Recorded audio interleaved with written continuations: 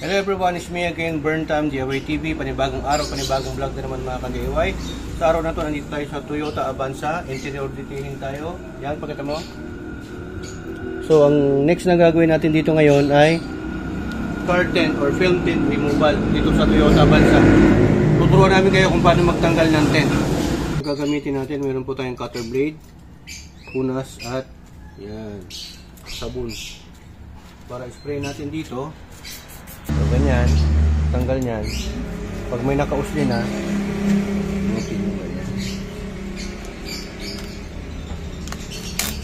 naka-double tint ito mga ka-DIY.